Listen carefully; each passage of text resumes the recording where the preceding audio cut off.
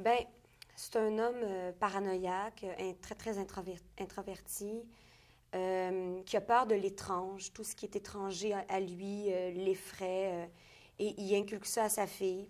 On sait que la mère est en prison, on ne sait pas pourquoi elle est en prison.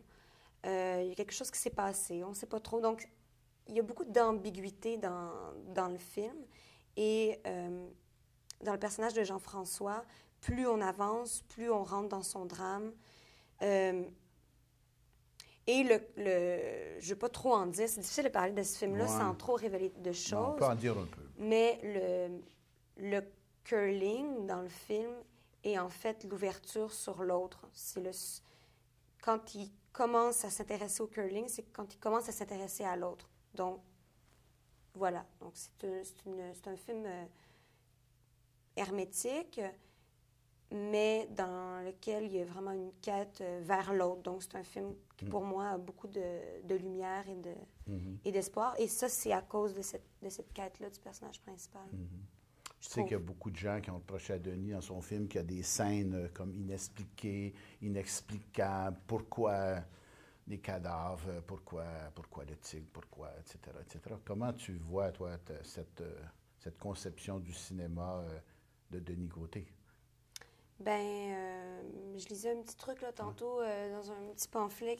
Je trouvais qu'il y avait une citation de Chaplin qui était vraiment à propos qui dit l'important dans le cinéma, c'est pas la réalité, mais c'est ce que l'imaginaire peut apporter. Tu sais. Puis en fait, Denis laisse énormément de place au spectateur et à l'intelligence du spectateur de s'imaginer, pas le dénouement, mais les fins. Ouais. Les fins. Et de savoir est-ce que c'est réel ou est-ce que c'est dans son imagination, comme la petite fille. Est-ce que les cadavres sont réels? Est-ce que les cadavres sont vrais? Ou est-ce que le tigre est vrai? Est-ce que moi, en fait, c'est le cinéma dans lequel je prends mon pied, là, si on veut. C'est le genre de liberté que Denis Côté aime laisser aux spectateurs. Ouais. Alors, oui, lorsque tu as reçu le scénario, qu'est-ce qu'il y avait là-dedans qui t'a particulièrement intéressé et motivé? Bien, justement, c'est ça, que le film, il était vraiment bien construit. C'est un des rares films que, dans ma jeune carrière d'actrice, que j'ai lu et qui, quand j'ai vu le résultat, qui correspondait exactement à ce que j'ai lu.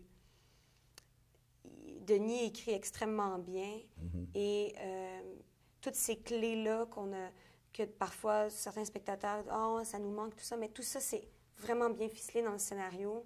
Puis c'est ça. J'ai pas eu de surprise quand j'ai vu le film. C'était vraiment très, très fidèle au scénario qui était très, très solide.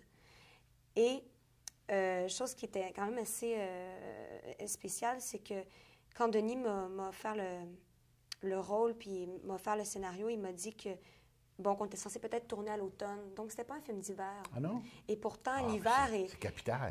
C'est un personnage dans le film, puis c'est... Je peux pas imaginer ce film-là l'été, avec les senteurs, avec les couleurs de l'été. C'est un film où la solitude est comme patente et l'hiver, les tempêtes d'hiver, le vent d'hiver, les manteaux d'hiver. Le premier plan du film, c'est le film. Oui. Non, c'est ça. L'hiver est indispensable, et ça, c'est un beau cadeau parce que c'était pas prévu. Ça, je trouve ça bien. Est-ce que Denis dirige d'une façon un peu spéciale? Oui, en fait, oui, on n'a pas fait de lecture de scénario, toute l'équipe, pas du tout. On en a parlé, des rôles, mais Denis fonctionne beaucoup avec la mise en place. Puis ça, c'est la première fois que moi je travaille comme ça. C'est vraiment pendant qu'on place que là, on essaie des choses, puis il va nous diriger là-dedans, mais tu sais, comme dans mon personnage, si Denis m'avait dit elle fait juste poser des questions, j'aurais juste posé des questions. Tandis que là, c'est un peu ambigu. On se dit, est-ce qu'elle est dans la séduction avec lui? Qu'est-ce qu'elle cherche de lui? Puis Denis apporte ça, cette espèce d'ambiguïté-là dans l'intention du personnage. Il va pas te donner une intention claire comme certains cinéastes peuvent le faire, ou au théâtre, on travaille beaucoup comme ça. On travaille par une intention, puis on fabrique des nuances autour d'une intention, un objectif principal. Avec Denis, on ne travaille pas comme ça, pas du tout. Puis c'est le fun parce que ça nous insécurise, puis ça nous amène dans des zones où est-ce qu'on ne sait pas trop, mais le personnage non plus ne le sait pas trop. Donc, au final, ça apporte quelque chose de tendu parce qu'il y a toujours une tension et la tension est créée parce qu'il y a un décalage entre... Puis peut-être qu'il y a un décalage entre ce que le scénario, ce que le personnage, en fait, va dire et ce qu'il ressent. Et le spectateur sait que ce que le personnage, surtout pour Emmanuel Bilodeau, oui. Ce qu'il dit n'est pas ce qu'il pense.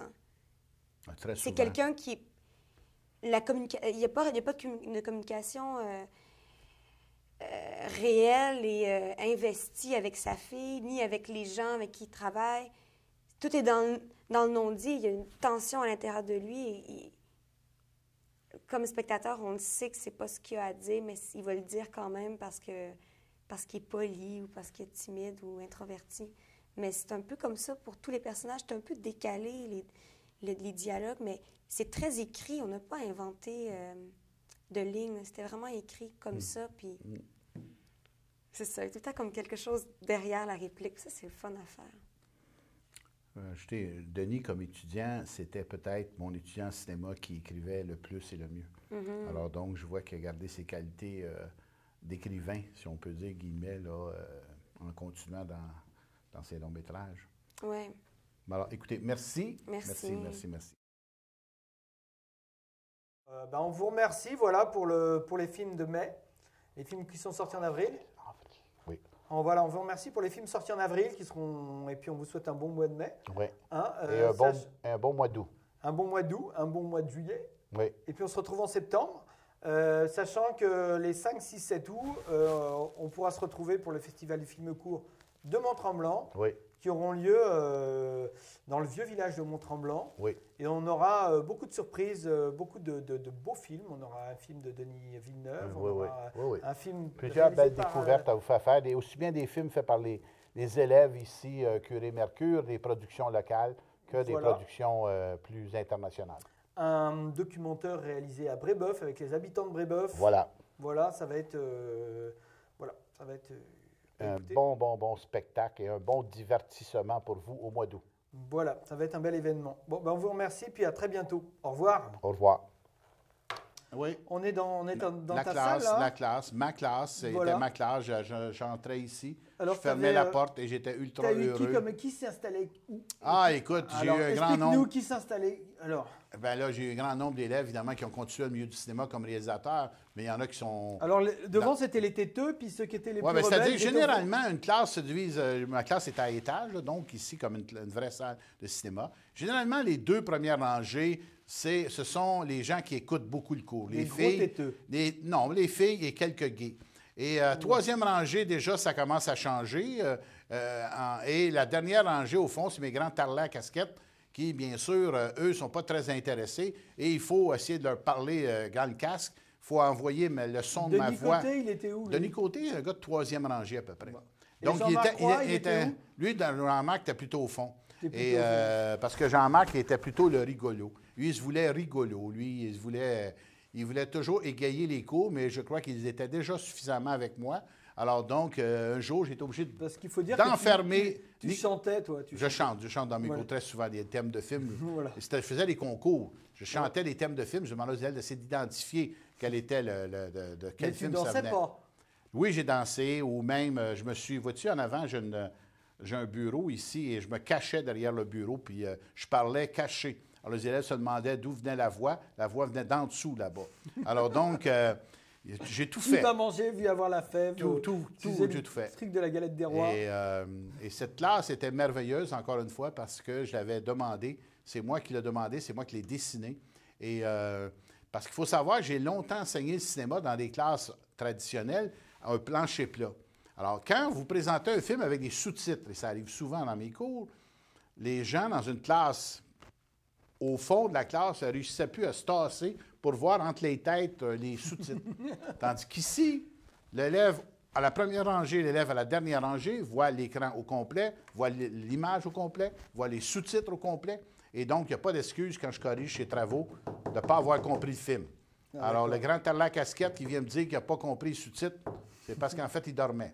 Alors, tu sais que ça, c'est une horreur au cinéma. Quand tu te retrouves avec un film, avec derrière un grand avec une coupe afro.